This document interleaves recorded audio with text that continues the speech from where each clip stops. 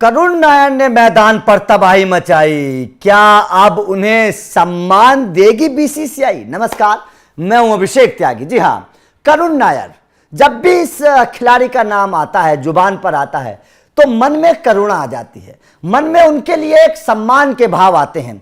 क्योंकि आपको पता है, क्रिकेट में कहा जाता है कि आप परफॉर्मेंस करके दिखाओ, आपको टीम इंडिया में मौका मिलेगा।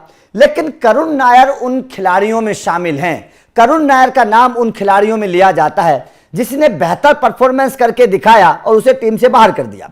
करुण नायर के बारे में आपको पता है ना, वीरेंद्र सहवाग के बाद दूसरे खिलाड़ी बने थे जिसने टेस्ट क्रिकेट में 13 शतक लगाया था। इंग्लैंड के खिलाफ कमाल की परफॉर्मेंस करुण नायर ने करके दिखाई थी। और उस शतक के बाद, जब करुण नायर ने 13 शतक लगाया था, उसके बाद यह माना जा रहा था कि भाई साहब ये खिलाड़ी टीम इंडिया में लंबा चलेगा, ये खिलाड़ी टीम इंडिया में लंबी परफॉर्मेंस करेगा, इसे टीम इंडिया से बाहर नहीं निकाला जाएगा। लेकिन हुआ क्या? हुआ वही जिसके बारे में सुनता आ रहा है और जिसके बारे में लगातार सवाल खड़े होते हैं। जो बीसीसीआई पर आरोप लगते हैं कि भाई साहब अपनी पसंद के खिलाड़ियों को मौका दिया जाता है, अच्छे खिलाड़ियों को बाहर कर दिया जाता है, ऐसे आरोप बीसीसीआई पर लगते रहे हैं। वही काम करुण नायर के साथ हुआ। करुण नायर को शतक के बाद ऐसे नजरअंदाज कर दिया गया, ऐसे बाहर निकाल दिया गया जैसे दूध से मक्खी को फेंक के बाहर निकाल देते हैं। करुण नायर के ऊपर सवाल खड़े होते हैं। लगातार यह कहा जाता है कि इस खिलाड़ी के साथ सही नहीं हुआ।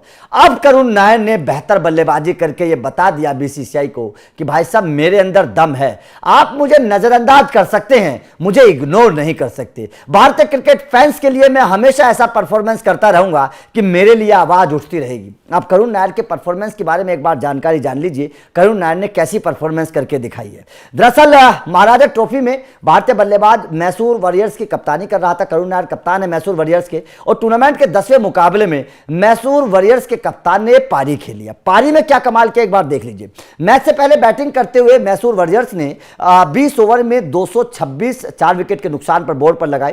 टीम के लिए कप्तान करुण नायर ने सबसे बड़ी पारी खेलते हुए केवल 48 गेंदों पर, सोचिएगा, थोड़ी पारी पर नजर दौड़ाइएगा, केवल 48 गेंदों पर 13 चौके और 9 छक्कों की मदद से 124 रन ठोक डाले। केवल 48 गेंदों पर 124 रन ठोक डाले। इससे आप अंदाजा लगाइए कितनी तूफानी पारी होगी। इस दौरान करुण नायर ने 258.33 के स्ट्राइक रेट से बल्लेबाजी की। अब बताइए, ऐसे खिलाड़ी को भी आप मौका नहीं दे रहे हैं। जिसने 13 शतक लगाया उसे आप मौका नहीं देते हैं टेस्ट क्रिकेट में। जिसने 250 के स्ट्राइक रेट से जो रन बना रहा है उसे आप टी20 में मौका नहीं देते हैं, वनडे में मौका नहीं देते हैं। भाई साहब ये खिलाड़ी क्या गलत कर रहा है? आप भाई साहब, यही तो माना जाता है ना कि घरेलू क्रिकेट में रन बनाओ, टीम इंडिया में आओ। यही तो कहा जाता है, किसी भी खिलाड़ी के लिए यह पैमाना है ना सिलेक्शन का कि रन बनाओ, टीम इंडिया में आओ। लेकिन यह खिलाड़ी तो ऐसा बदनसीब है, रन बनाता है, बाहर चला जाता है। ऐसा बदनसीब खिलाड़ी है करुण नायर के बारे में मैं बोलना चाहता हूं। वास्तव में इससे बदनसीब खिलाड़ी मैंने नहीं देखा।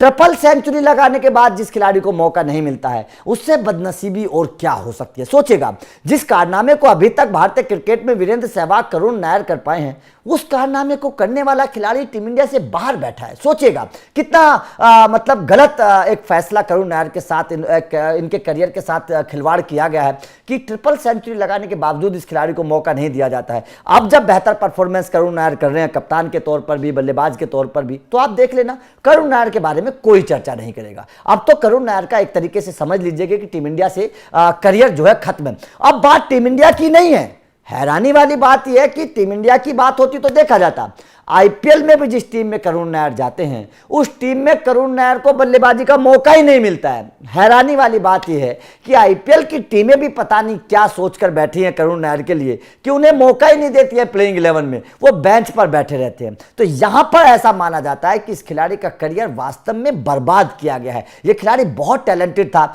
बहुत बड़ा कारनामा कर सकता था, बहुत रन बना सकता था, लेकिन इस खिलाड़ी को उतने मौके नहीं दिए गए जितने मौके मिलने चाहिए थे। आपका करुण नायर की बल्लेबाजी पर क्या कहना है, कमेंट करके जरूर बताइएगा। वीडियो अच्छी लगी हो तो लाइक और शेयर जरूर करिएगा, चैनल को सब्सक्राइब करिएगा क्योंकि अपडेट मिलते रहेंगे। Thank you very much.